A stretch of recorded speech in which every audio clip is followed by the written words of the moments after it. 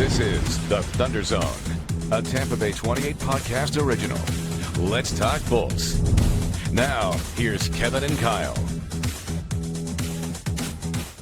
Bay 28 Thunder Zone. I'm Kyle Berger. That's Kevin Lewis. And Kevin, the Lightning really dug themselves into a hole this first week of the season. Still fighting to find some offense, but there's some aspects of their game that make them a great team. They're kind of showing up a little bit here. Yeah, Braden Point used the phrase digging themselves a little bit of a hole. And after 4 games, you can say that a little bit. But, going 0-2 out of the gate at home to start the season, a little surprising. And you put yourself behind the 8 ball a little bit. Again, way early, but it's confusing to me just with the way this roster is constructed. A copy and paste, basically, of last year. You have a couple of young guys who got playing time last year, but to have the playoff pedigree, a handful of guys, boat parade, championship pedigree, to kind of still be in that finding their way phase is a little strange to see this early, but you don't see the panic from head coach John Cooper, and the players, I think, know in this world of overreaction and hot take, instant everything, that, it's an 82-game season, and, there's still a lot, even in the early season, we have to look for. Yeah, big thing I noticed was the face-off win percentage. It hasn't been very good.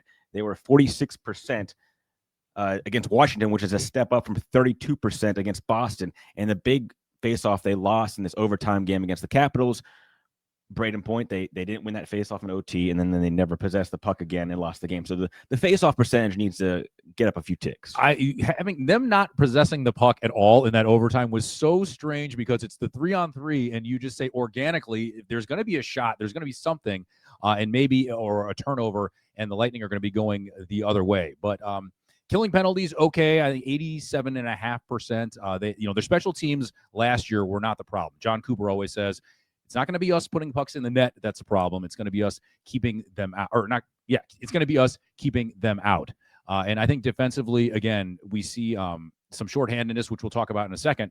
But John Cooper said after the game against Washington, getting 3 out of 4 points, not worst case scenario when you're after the first 4 back. Yeah, on a back-to-back road trip, exactly. 3 out of 4 points, pretty much a best case scenario at this point in the season. You can make mistakes in games and make more mistakes than we did tonight and win games. And sometimes you just make a couple and it doesn't go your way. So, but we got better as a team this entire trip. And, ultimately we played a back-to-back. We got 3 out of 4 points. We did that all year. I'd be loving it. So we'll take the 3 and 4 and regroup and go on another road back-to-back. You mentioned the Lightning keeping the puck out of the net. They are giving up 4 goals per game. That's not good. That's 27th out of 32 teams. Andrei Vasilevsky has lost all 3 starts this season. Their one win was, the backup Jonas in net. Yeah, Jonas Johansson. And there was a goal against Washington where the big cat was completely confused. He was hugging the wrong post. I mean, Mark Messier on the studio call said, he was completely fooled. It was a blind pass. And, there are moments where the Lightning look a little lost on defense. And they got sort of a good news, bad news defensive situation with Max Crozier yesterday. Yes, he exited the first period of the game, like 4.5 minutes into the game. So the Lightning had to play down a defenseman, only 5 defensemen for the 2+ periods. And that puts a lot of weight on your defense. You only have 5 guys. 4 guys played 24 minutes in defense, so that takes a toll. And you have guys like Ryan McDonough who've made their living blocking shots and blocking it's not like getting hit by a baseball or playing dodgeball. I mean, these pucks are projectiles going between 80 and 100 miles an hour. And guys like Eric Chernak, who sacrificed their body, Victor Hedman, who's going to have the 77 dragged up to the rafters for him as well. But Crozier getting a full-time NHL contract is the good news. Yeah, the bad news, he exits the first period. J.J. Moser, another defenseman who is going to have to be called into more duty, talked about having to go into an evening or playing during a game shorthanded on D. It's a little adjustment. You're obviously, got to manage your energy and the way the rotation goes with the D. You're playing with different D, so there's a little adjustment, a little management, but I think it's nothing that had that much of an impact. Yeah, after the game, Cooper was asked if Crozier will be back for the next game, which is Friday, and likely miss the next game. Yeah, and Moser just seems so calm right there, being like, yeah, not that big much of an impact. But yeah, when you're down, I mean, you don't go into a game wanting to play. I mean, 6 is scary enough, but when you get down to 5, and to be able to hold water like they did and force overtime and get a point, pretty good situation. But yeah, ideally you want to be fully loaded back there, especially with the veteran presence that they have playing defense. Well, and the veteran presence of the Capitals. I mean, you're going up against Alex Ovechkin and Tom Wilson, who is a forward who also is very, very physical. Yeah, and you have Carlson, and you said Ovechkin, by his standards, again, off to a slow start. But yeah, that overtime against Washington, if they could have got that second point, but yeah, just watching that and not having the puck on their stick, I don't think I've seen that since we've been covering the Lightning in an overtime, where they're so good with the puck and forcing turnovers in that situation, they didn't get it done. It's like if the Bolts can get the puck in overtime, when you have a 3-on-3 situation, when you have Kucherov and Point, 2 of the best in the world with the puck in like situations like that, without you have that much room to roam around, and you're going to win the game if you can get the puck. It sounds like of the NFL a few years ago, the Mahomes and Josh Allen overtime rules. Oh, he didn't get the ball, so if you get the ball, you're going to win. Yeah, and they change the overtime rules every week now in the NFL. So we shall see. Something that was spoken about during the broadcast last night, because it was on a national stage, and we saw no panic from head coach John Cooper, is that Lightning head coach John Cooper will continue to be Lightning head coach John Cooper for the foreseeable future, but the length of how long he will be is sort of a mystery. That's strange.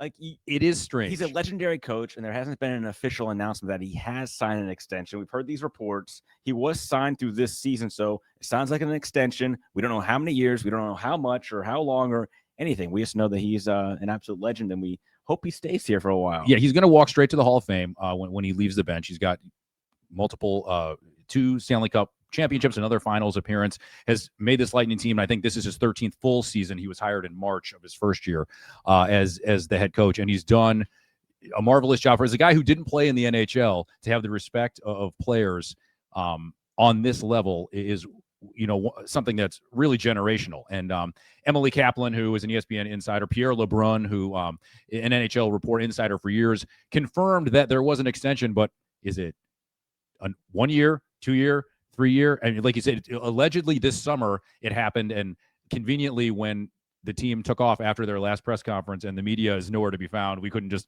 hustle up to Amalie Arena and have Julian Brisebois, the GM, tell us, yep. But they both, I mean, they've known each other for years, since the days of the AHL, and I don't think anyone wants to live without the other one. Well, also, when their season ended last year, we heard these rumblings that Utah was in the market for a head coach, and Cooper is friends with the manager of the Utah Mammoth, Ryan Smith, I believe is his name, and those were starting to get out there, and maybe that rumor kind of sparked JBB to let's sign Cooper up. Yeah, maybe open up back up the Brinks truck to his house maybe a little bit, because Jeff Rinnick, the owner, who's going to be stepping away from the primary role in a couple of years, John Cooper has repeatedly said on the record there is not an owner he would like to play for other than Jeff Rinnick. So John Cooper, take it to the bank. He's going to be the Lightning head coach for a long time. And guess what? This podcast is going to be going on for a long time, unless they kick me off and let Kyle take this thing solo. I haven't tripped up yet. Andrew on the 1s and 2s, keeping us in check. But we're going to take a break. Now we got a lot more coming up, including some fighting fisticuffs on the Thunder Zone. Welcome back to the Tampa Bay 28 Thunder Zone. Alongside Kyle Berger, I am merely Kevin Lewis in the Thunder Zone. But these are the segments that are fun, because it might kickstart the team store to start printing number 42 jerseys with Douglas on the back, because Curtis Douglas, who had been in the Tampa Bay area, I think for like 72 hours before the Lightning's first game, made a big first impression, and he's a big dude to be making a big first impression. And this is how you make yourself a fan favorite. Yeah, Tampa Bay was looking for an enforcer to bring some toughness to this team, and I think they got it. Curtis Douglas wearing number 42 and him in his first shift of his first game. That's what happened. It's the other Curtis with a K, McDermott, wanted some and came and got some. Curtis Douglas is 6'9", 240. So imagine, like, Aaron Judge is what, 6'8" to like 60-ish, something like that. Yeah. LeBron James also in that like 6'9", 270. So with all his pads on and everything and the skates, I mean, that's a freight train those coming in. haymakers. I know he's throwing Haymakers. rights and he spikes the helmet and the crowd goes nuts. He wants, he says, let's go. And to get the crowd into it. But I mean, I think that's this team, as you saw at the end of the preseason with that debacle against the Panthers, wants to have a little edge, wants to bring back maybe a little Pat Maroon character, someone who is, when he gets on the ice, you know what he's there for, and he's going to do what he is paid to do. Yeah, he only got 5 minutes of ice time, five more minutes in the penalty box. He made it. He made a charge in the arena. Like he felt the energy right away. And that's when the Bolts scored 3 goals right off the bat. And then that first game, like it just kind of went downhill slowly and slowly. No. I don't know where that energy went, but he really brought the place, his fever all the- pitch. I mean, it yeah, was, it was I great. mean, there was seismic activity. And he said in the locker room before the game, you and I were talking to him, and he said he's going to do what it takes. He said, I'll army crawl on the ice if that's what it takes to make an impact with the Lightning. Yeah, whatever it takes. In he's what they need. I mean, you mentioned 242 pounds, 6'9". I mean, is 242? Is that for a 6'9" guy? That's pretty bad. I mean, I'm trying to think like NBA. I thought he was like, maybe he just could walk across the street and go to Jazz training camp and see if he could be a power forward. But no, I mean, he's a big dude and he's 25 years young. And again, now we'll see. The hard part is now Pat Maroon was the big rig. I don't know if there's a nickname for maybe Douglas. something like a sea vessel, like the port is right there. And I don't know if like cruise ship is a little strange. The big ship, the big social media, The big flood. ship. Well, flood Kyle's. What? The big ship. Oh, the big ship. That's what she Sorry. said. No, yeah. No, the big ship. The FCC not on us yet. I was watching that fight again. It was so yeah, good. no, it was. But again, I mean, it wasn't. And there were a couple of fights in that game after that Watch, weren't. he plays to the crowd too. Throws the helmet. WWE style. Does that at one point. Yeah, no, they cut. Yeah, they were doing some camera stuff in the arena. They showed him doing the replay of like, let's go. But again, it's what the Lightning need. Alongside the guys who can control the puck, defenseman Andre Vasilevsky in net, and it's just something I think that if he continues to embrace his role on the team, which he knows, and when he got to Tampa, I think Julian Breezeball and John Cooper said, "You know why you're here, right?" And he probably said, "Yep." And they're like, Yes, "All right, sir. there's not a complicated conversation." So flood Kyle's inbox with the Curtis Douglas nicknames. Yeah, Curtis Okay, Douglas yes. nicknames hashtag, and we'll see what that'll be a good one maybe for the next episode or the next. Yeah, all you 2 fans, episodes. send them in. Speaking of fans, Yes. next segment, we are having your voice, a little fan zone. Actually, we'll hear from what the fans have to say. I believe is this a Paul package? The Paul Legrone, television Legrone? superstar Paul Legrone. Yeah. And when we come back on Thunder Zone, we'll have some fans. Welcome back to the Tampa Bay 28 Thunder Zone.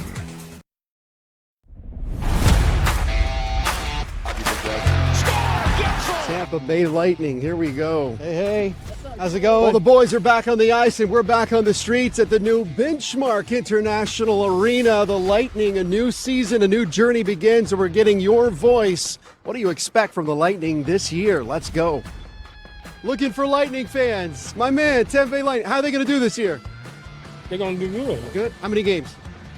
How many wins? I'll tell you like this. We'll make the playoffs. Hey, you got to put that on a jersey. I'm actually going to the game with my building. We actually rented out a suite, so I think they've been doing really good. So I'm really excited to see where they're going. I saw John Cooper walking out after a game. This is like a few months ago. Like right after the game, he and his presumably wife walking, having dinner right across the street. You know, I mean, it's very local. It's like they're just here. Pardon me, sir. Thursday night, you're going to be there. What does that night mean to you?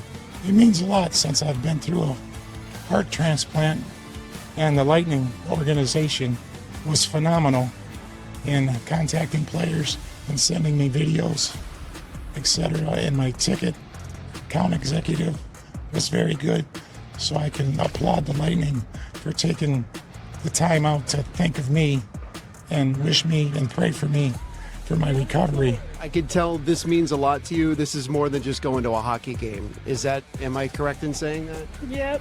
I'm just happy he's back. He's a true Bolts for life guy right here. So blessed to have him. Are you a fan? Do you think they're going to do anything? Yes, they're gonna do well this year. What do the Lightning mean to you? Community. And they basically built all of this. When was the last time you were able to go to a Lightning game? I got to say it was probably the end of March. So I missed a couple of games, but not many.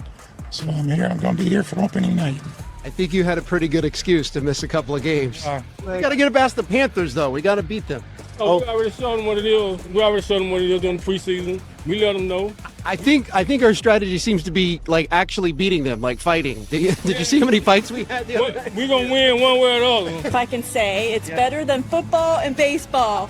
Go Bolts, and shout out to Yanni Gord for sending my man a message while he was in the hospital, and Cooch and Point. We gonna have a jersey that the Lightning gonna send to him. Yoo-hoo!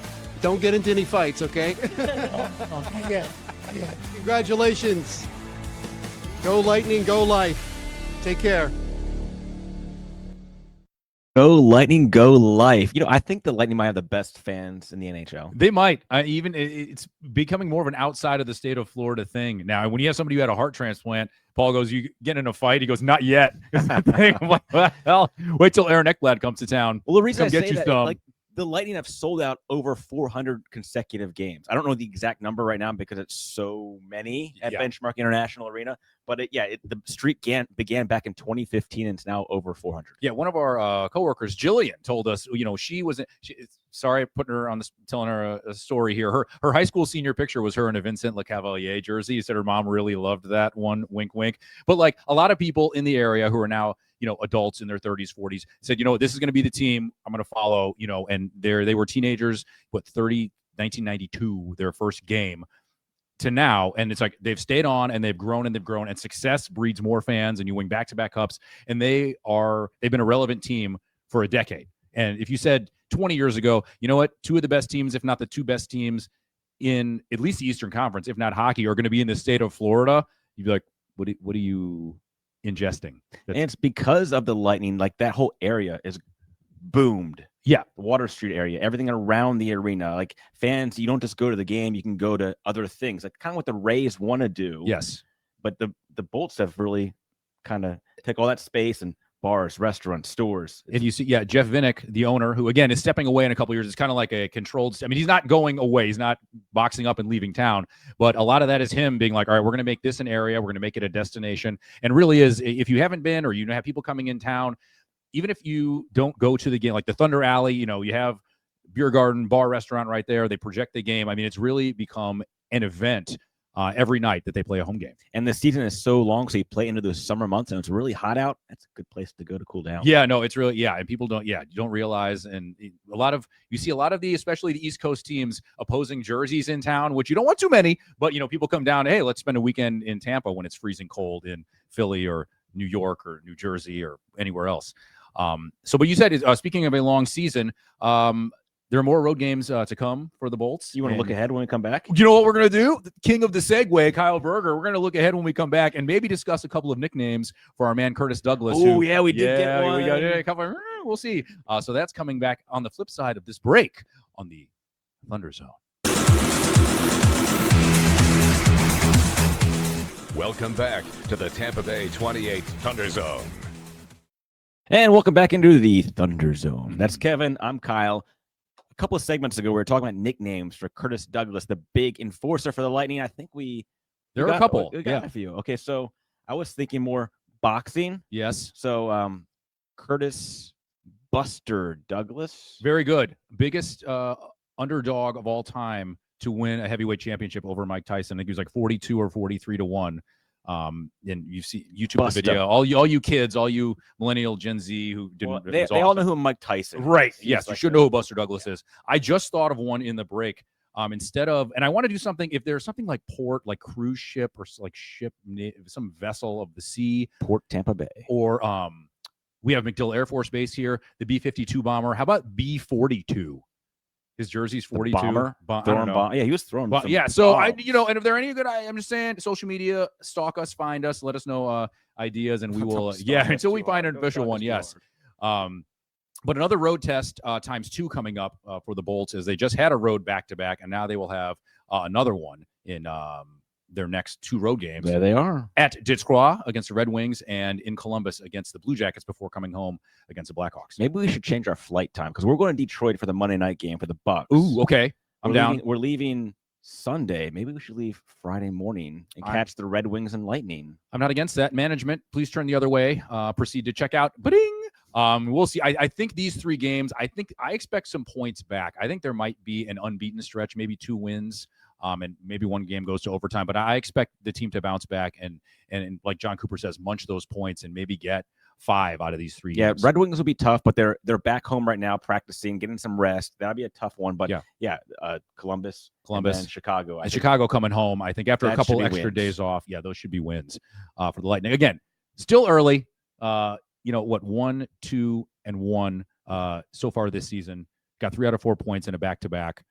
Nobody panic. Yeah, nobody's panicking. Okay. Nobody's. Yeah, see, we couldn't even fake panic if we wanted to. So that's Kyle Berger. I'm Kevin Lewis. We'll see you back. Thanks for watching On the Spot, listening wherever you get your podcasts. To the Thunder Zone. We're here all season long. Reach out to us. Topics you want us to discuss. We got previews, reviews, interviews. Is that it? Highlights, recaps. Tell of the tape. Curtis Douglas fights. Douglas fights and nicknames. That's Kyle, who he has probably a pretty good nickname. We've run out of time to discuss mine. So we'll see you next week right here on the Thunder Zone.